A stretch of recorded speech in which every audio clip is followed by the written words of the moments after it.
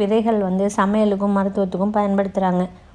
நம்ம முன்னோர்கள் அரிய விதைகளை நோய்களுக்கு மருந்தாக பயன்படுத்தியிருக்காங்கங்க.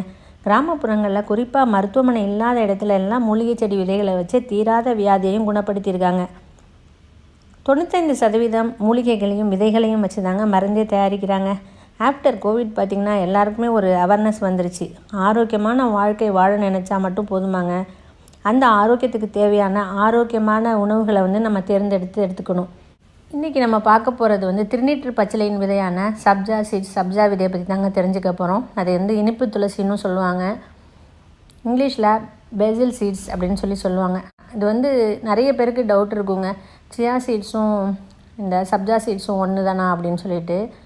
ரெண்டுமே வேறு வேறேங்க.